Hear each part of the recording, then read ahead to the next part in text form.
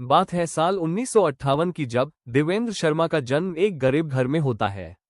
यह वही देवेंद्र शर्मा रहता है जो आगे जाकर एक दरिंदा सीरियल किलर बनता है। देवेंद्र शर्मा का जन्म भले ही गरीब परिवार में होता है, लेकिन देवेंद्र शर्मा के अंदर बहुत पैसे कमाने का जुनून और सपना रहता है। देवेंद्र शर्मा का बचपन का पढ़ाई उसके गांव में ही होता है।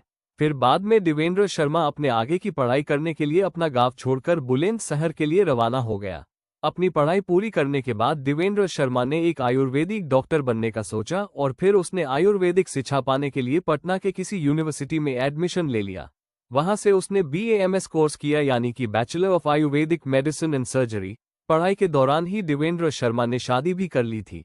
अंतिम में उसने BAMS कोर्स पूरी करके एक आयुर्वेदिक डॉक्टर बन गया।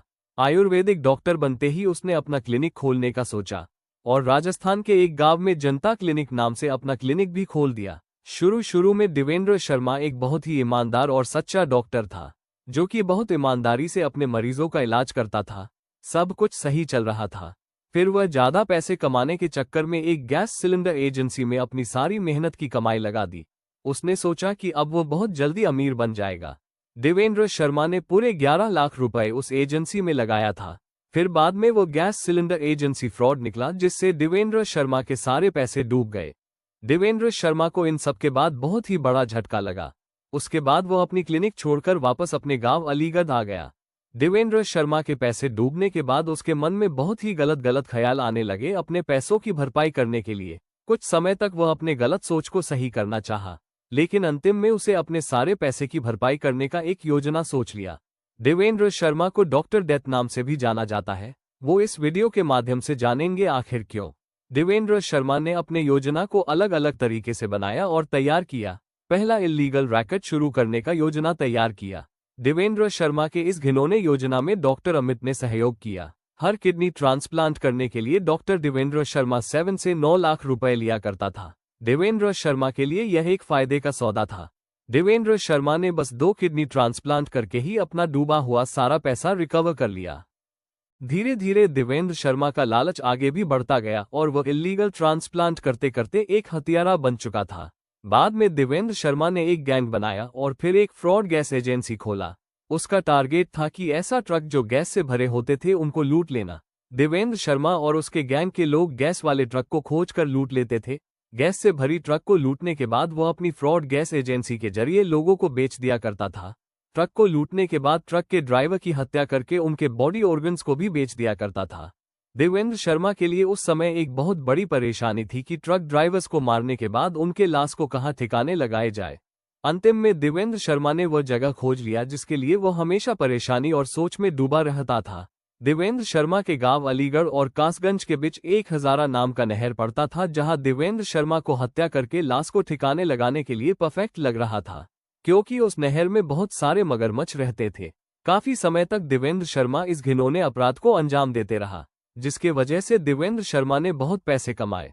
वो कुल 125 से भी ज्यादा इल्लीगल किडनी ट्रांसप्लांट कर चुका था। धीरे धीरे कुछ समय बाद देवेंद्र शर्मा को पैसे से ज्यादा लोगों की जान लेने में मजा आने लगा था। उसने अपराध करने का दूसरा योजना तैयार किया। उसने कुछ जरूरी जगह देखा और फिर कभी दिल्ली से या तो गुड़गांव से एक टैक्सी बुक करता था। उसके बाद उत्तर प्रदेश में कासगंज के लिए निकलता था और फिर कासगंज के सामने मौजूद हजारा नहर है, जहां वो पहले लाशों को ठिकाने लगाया करता था। बात साल 2000 की है। देवेंद्र शर्मा दिल्ली या गुड़गांव जाता था, फिर वहां से फ्रॉड नाम से टैक्सी बुक करता था और डेस्टिनेशन में हमेशा हजारा नहर के पास का लोकेशन बताया करता था, जिस नहर में बहुत सारे मगरमच्छ रहते थे।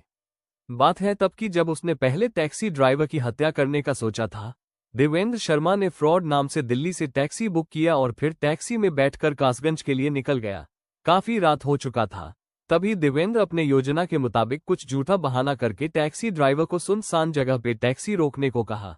टैक्सी रुकते ही देवेंद्र शर्मा ने उस ड्राइवर का चाकू से गला रेत कर हत्या कर डाला।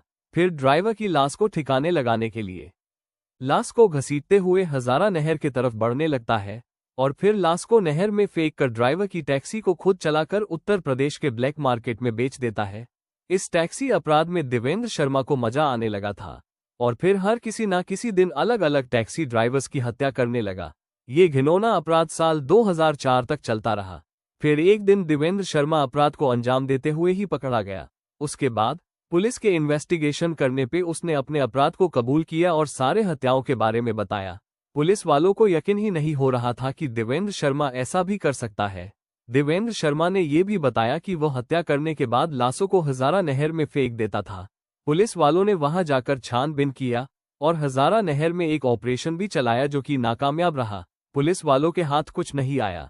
देवेंद्र शर्मा साल 1994 में गैस डीलरशिप में पैसे गंवाने के बाद एक कातिल बना। साल 1995 से 2004 तक उसने 125 से भी ज्यादा इल्लीगल किडनी ट्रांसप्लांट किया। ट्रक ड्राइवर्स के साथ टैक्सी ड्राइवर्स को मिलाकर 50 से भी ज्यादा हत्याएं की। इतने सारे हत्याओं के बाद देवेंद्र शर्मा के खिलाफ पुलिस वालों को एक भी सबूत नहीं मिला, और मिलता भी कैसे मगरमच्छों ने सब साफ कर दिया था। 50 से ज्यादा हत्या केस के खिलाफ इल्लीगल किडनी ट्रांसप्लांट का एक मेजर केस राजस्थान के जयपुर में चल रहा था। इसके बाद कोर्ट ने देवेंद्र शर्मा को उम्र कैद की सजा सुनाई और जयपुर सेंट्रल जेल में रखा गया। कोर्ट द्वारा उम्र कैद के बाद साल 2004 से 2020 तक देवेंद्र शर्मा जेल में ही रहे। फिर 2020 में देवेंद्र शर्मा के मन में एक और गलत आइडिया आता है और वह आइडिया था जेल से फरार होने का। साल 2020 में अच्छे बिहेवियर के नाम पर देवेंद्र ने पैरोल की मांग की। पैरोल का मतलब होता है किसी भी कैदी को कुछ दिनों के लिए जेल से बाहर जाने का परमिशन देना। देवेंद्र को 20 दिनों का पैरोल का परमिशन दिया गया था। पैरोल वाले कैदियों को हर दिन पुलिस स्टेशन जाके साइन करना पड़ता है और जो कैदी साइन करने नहीं जाता है उसे भगोड़ा घोषित कर दिया जाता है। देवेंद्र शर्मा जैसे ही पैरोल के बाद आजाद हुआ तभी उसने अपना वेशभूषा बदल लिया और जयपुर से दिल्ली अपनी दूसरी बीवी के पास चला गया। देवेंद्र शर्मा का पहले भी शादी हो चुका था, उसका एक बच्चा भी था, लेकिन देवेंद्र शर्मा के घिनौने अपराधों के कारण से उसकी पहली बीवी ने डाइवोर्स दे दिया था। दिल्ली में देवेंद्र शर्मा एक प्रॉपर्टी डीलर का काम करता था और करीब 7 महीनों तक वो पुलिस को चकमा देते हुए दिल्ली में ही काम करता रहा। अंतिम में पुलिस को किसी ने देवेंद्र के नाम का टिप दिया और फिर देवेंद्र को पुलिस ने दिल्ली से ही अरेस्ट कर लिया। इस बार पुलिस ने देवेंद्र को तिहाड़ जेल में भेज दिया, जहां से फरार होना बहुत मुश्किल ही नहीं नामुमकिन था। लेकिन देवेंद्र यहां भी नहीं रुका और दोबारा जेल से भाग गया। हुआ ये था कि 9 जून 2023 को देवेंद्र को दोबारा पैरोल पे रिहा किया गया था। देवेंद्र को 2 महीनों के लिए पैरोल मिली थी। उसके बाद देवेंद्र जेल से दोबारा बाहर आते ही फरार हो गया। फिर 6 महीनों तक पुलिस ने देवेंद्र को बहुत खोजा, पर ना तो देवेंद्र मिला और ना ही कोई सुराग मिला। देवेंद्र को खोजते हुए 2 साल बीत गए। अंतिम में पुलिस वालों ने आशा ही छोड़ दिया था कि देवेंद्र अब मिल भी पाएगा। लेकिन साल 2025 में पुलिस वालों को फिर से देवेंद्र का टिप मिला कि देवेंद्र राजस्थान में छुपा हुआ है। देवेंद्र जब अपना सेल फोन रिचार्ज करवाने किसी दुकान पे गया था तभी उसे किसी ने देख लिया था।